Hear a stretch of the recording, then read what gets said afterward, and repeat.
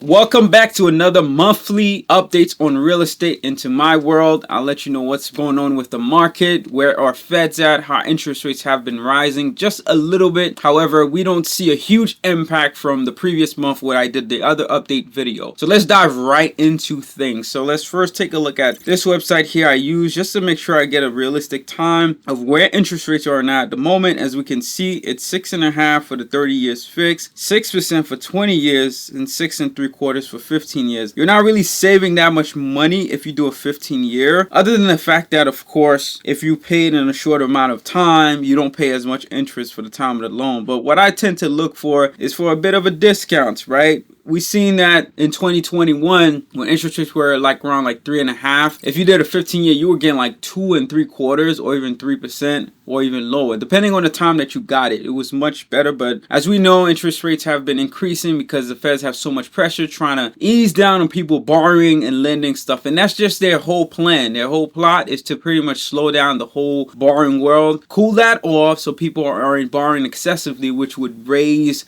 a lot of the debt crisis that we have now. And there's been a lot of debates around the debt ceiling being raised, and they're trying to go back and forth in between that. In all honesty, it has happened before. It's not something that's pretty much new. They've consistently tried to raise the debt ceiling because the United States just run out of money. And then what happens? Those bonds that are utilized to pretty much leverage debt that are being bought, that's all it is. Those people are making money off those bonds because they're the ones that are actually controlling the debt. That's what bonds are pretty much used for. The debt ceiling, they're going back and forth between Democrats and Republicans. They have to come to a decision whether they're going to raise it or not. If they raise it, the economy is going to be impacted. If they keep it the same, economy is going to be impacted, right? So you got to pick the lesser of the two evils to which one you're going to move forward with. We're a debt-based economy. This is why they give you so much benefits when you are borrowing consistently and not just using your own cash. When you use your own cash, they don't provide you any benefits. But when you're borrowing, you get a deduction off the interest that you pay off the lending, right? And you get all these incentives that they provide for you. But when you use your own cash, they don't give you all those opportunities. So that's pretty much where things are at in regards to that. And I'm going to let you dive into my world as well. Last week,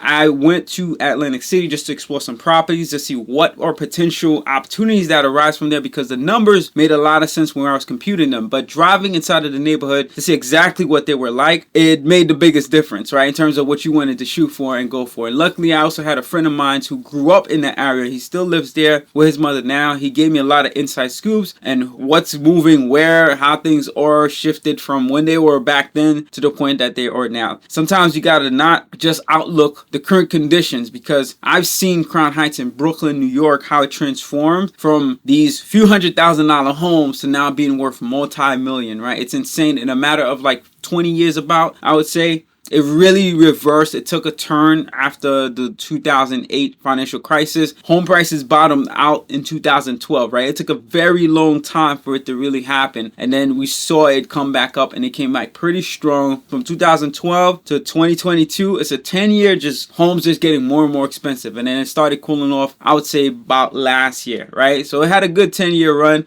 and now things are cooling off in that region. But what did I look in Atlantic City? We're going to take a dive in, right? So let me just jump right into it this time. I have a lot of saved home here just to scope out. What I discovered it is that this area, my mind state, whenever I'm looking for properties, I'm trying to get nearest to the train station, right? They only have one train station, which is right here, and it goes to many other places. The reason for that is that's where a lot of infrastructure sometimes is built. People are able to get in and out of the city and go to other places. This is what happened to New York. In Brooklyn, a lot of places, bad neighborhoods, East New York, as we've seen they've transformed. The closer you are to the train station, the more it got revitalized quicker, and the higher the price point were, the closer that you were to it. So that's usually my tactic whenever I'm looking at a city. I'm trying to find the nearest like main train station, and they don't have a subway system like we do out here in New York. It's more like this one train that comes, the Metro North, I believe, and you can go from one big city to the next big city, and it's not just like local stops like we have, but being able to get in and out is very key and important. So right above here, I found right here, right, this area that we're looking at right now, it's not so great. It's okay, it's not that great. Up north, I believe, is where it gets a lot of better look at. So if you're like closer up here, but it really wasn't super great. So I wasn't really fond of that area. One property I was looking at is this one right here. So this one, it was actually being rented by someone who's on Section 8. I'm like, maybe I can purchase this on a conventional loan.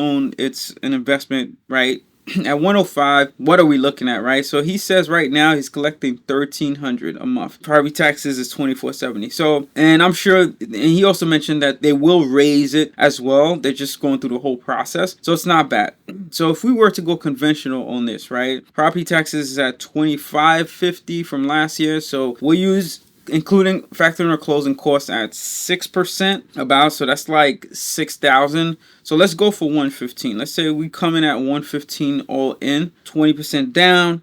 Interest rates is at 7%. No mortgage insurance, right? Because you're covering at least 20% or more. Property taxes is at a little over that. So let's go for 3%. I would shoot for higher because what tends to happen is as soon as you purchase a property the following year, the city will probably reassess the property value of the property that you purchased, and they'll increase your property taxes based on that. It happened to me, and it does suck. All right.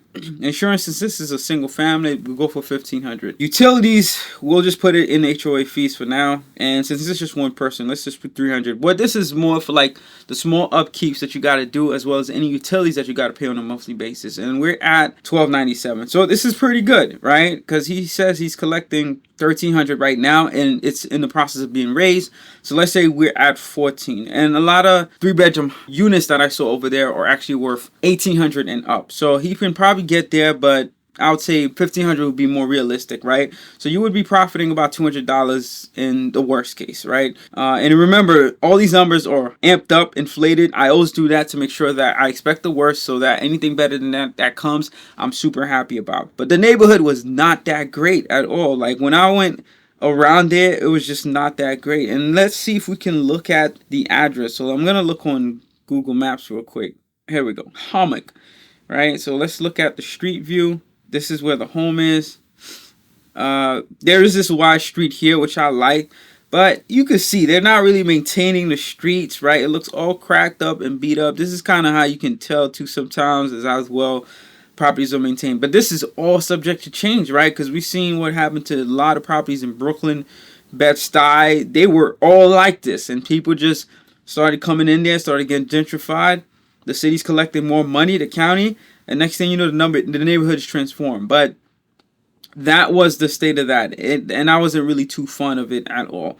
So there was another property in the area I was looking at, and I took interest in. It looked like they had renovated. Actually, let me see if I can look at it from my list, because it doesn't look like it's popping up now. All right. So it looks like it is under contract, which I would expect. It was pretty looking nice. This is why I couldn't find it. It's a 2-bedroom, 2-bath. What I did love about this is the fact that they kind of secluded it. If you look at the home, it has a gate like right here. They secluded it, so when you get inside of your home, you're all good, right? It doesn't have a private drive or anything like that. It was pretty secluded. But the only thing I don't like about it, it was kind of in the cut. Is the best way we can describe it. So it's like you're in between the hood and some activities that are going on, and you just gotta kind of hold on to the property at that point, because you just gotta wait for the transformation to happen. But it was pretty new, renovated. Of course, it's all vinyl. I'm not really into the whole vinyl homes, but that's what pretty much you saw. So that's one. And let me zoom back in here and show you what else did I poke around in terms of where things are over there. I had some other homes saved around here, but nothing really stood out. What else did I find? This area right here, a little sketchy, but it's all right. And let me see if I have anything else pulled up. This one is more recent. I didn't get to see this one when I was over there, but it looks like they kept it in decent condition as a parking driveway, and there's someone that's currently rented there as well. Comps definitely make sense. As we can see, this is price point is lower than what we had before, and if we can get for 3 bedrooms, as you saw, like $1,500, right? Even if you got $1,300, your profit would still be good, and it has a private parking, which is beautiful. So I'm gonna try to see this one the next time I actually head down over there. But let's jump a little further down. This right here, there was a lot of activities that I saw as well. Let's just take a look at that list. This one is under contract. Skip that. This one was not in good condition.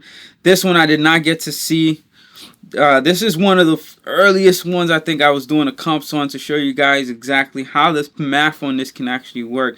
And we'll just quickly do that back again, right? At 6% at 400,000, 6% with closing costs, right? You're at 424,000 in total. Down payment is 3.5.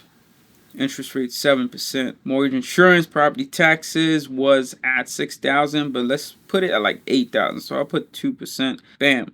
Homeowners insurance. This one is a little bigger. We'll put 4,000. because it has, I believe, 4 units. And then for utilities as well as like some upkeep, we'll put $600 monthly, right? So we are at $4,700 on a costly basis. And from the description, right, it's a 4 unit. He has 1 2 bedroom, and the second one is a studio. He has a 5 bedrooms, and then he also has a 2 bedroom outlet. Do a quick math because I already know the comps in this area now. I've been doing my due diligence and research. Studio goes for 1,000, but we're not adding that because that's where we have to stay because this isn't considered an FHA loan, right? But he has a 2 bedroom, we'll go for 1,400, plus another 2 bedroom for 1,400, plus the 5 bedroom. I didn't really see any 5 bedrooms in the area, but we say 4, and that was like 2,000, right? And we're at 4,800, and look how much our cost is, right? Our cost is 4,700, so we are about $100 over, which is great. And these are worst case numbers, right? So your margins could be even bigger than this. So I'm just inflating, hyping things up because I want you to get a realistic view of what worst case numbers can look like. This is a good option, which I'm hoping to see next time I actually head down over there. What else? This one's under contract, so I didn't even bother going and seeing that. This one I didn't get to see. I'm hoping I get to see that next time as well. Comps on this works out beautifully, but it's in a very weird area. Another property that I think I'm gonna go back to my list that I really liked.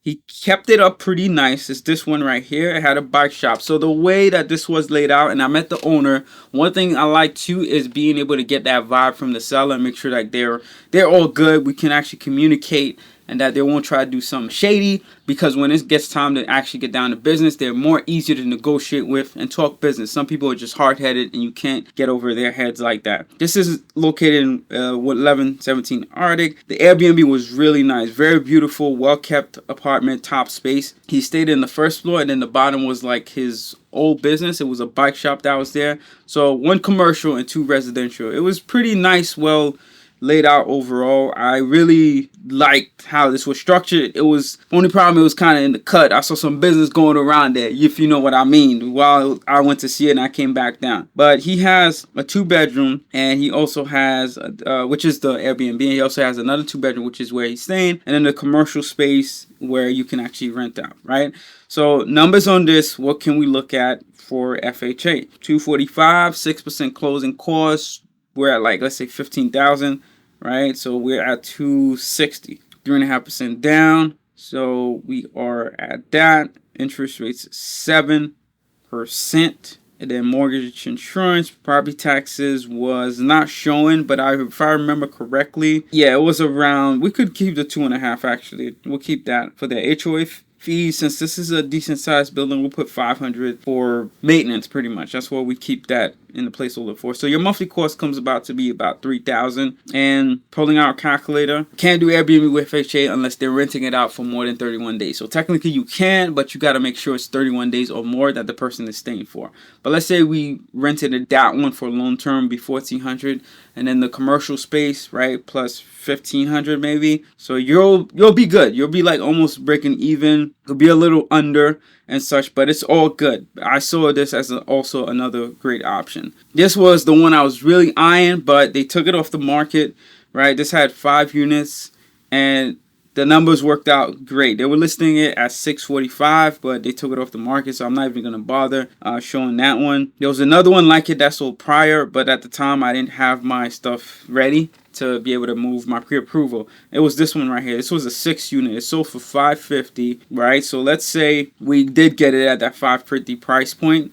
It's not showing it to me because now it's not even doing that. But this had 6 units, had 3 2-bedrooms and 3 1-bedrooms. We could do the math on this actually, and I remember the taxes on this. It was about 10,000. So 550, 6%. Let's use 580, right? Let's say 580 with the closing cost, 3.5%. Interest rates were 7%. Property taxes were about 10,000. Homeowners insurance, yeah, 4,000 makes sense. And then monthly maintenance cost is say 600 since it had 6 units, right? So you were at 6,000, right, off the back. But what do we get for this, right? So we have 3 2-bedrooms, so that's 3 times 1,400 or 4,200, and you had to stay in one of the 1-bedrooms, so plus 1,200 times 2. You're at 6,600. So you're at a $600 margin, right? That's a better margin. This is where I mitigate risk. The higher the margin off those worst case scenarios, to me, the better, more attractive the home feels to actually get. So that's why that one was a really good option. What else am I eyeing? Let's see. The other thing too with FHA is that they typically do not let you get more than 4 units. However, if 2 of the units are like in a basement, it doesn't really count. Whether it's a legal basement or not, it just doesn't count because they're looking for the units up top where you can normally rent out, right? So if you do get something like that, I would say that would be the better opportunity. So these two properties here, I saw that they're next to each other. They're by the same seller as well. The price when they are, it doesn't quite make sense at all for me. Like, I looked at it and I was like, maybe I should dig into it, but I gotta see if he got an extra unit right there. But this one right here popped up yesterday actually, and I seen this. I was like, this seems like a pretty good option, and it has 6 units as well. It's 6 1-bedroom units, and a lot of people saved it already, right? So what are we looking at for this? Let's see. It's not showing the taxes, but I remember them off the top of my head. It was around $9,000. So closing costs 6%. Let's say we're at $30,000, so we're at $480. Down payment is 3.5%. Interest rates is 7%, and property taxes was a little less than that. Keep that there. Homeowners insurance. This is a bigger house, so let's go with $4,500. And then the monthly maintenance for something like this, let's say it's like $700 monthly, right? What do we have? $5,300 on a monthly cost basis, and we have 6 1-bedrooms, right? So remember, each apartment is $1,200 times 5 because you got to stay in one. So you got 6,000. So your margins is actually about 700, right? It's like 650. So this one right here, really, really, really good, right? Margins are pretty solid on this one, which is one I eyed on and I like. But other than that, I saw that over there, the closer you get to kind of like the west side of Atlantic City, the nicer the neighborhoods are, which pretty makes sense.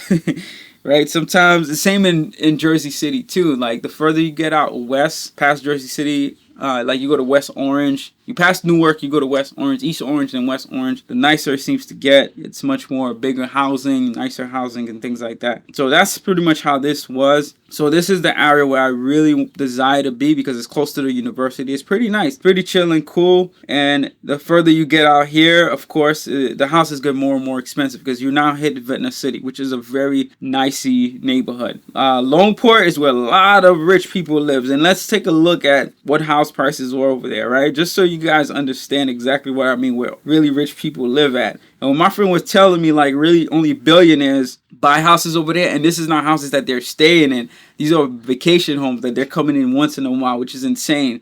Right? They're just buying houses just to be able to vacate around. And I'm sure they're doing this for tax reasons.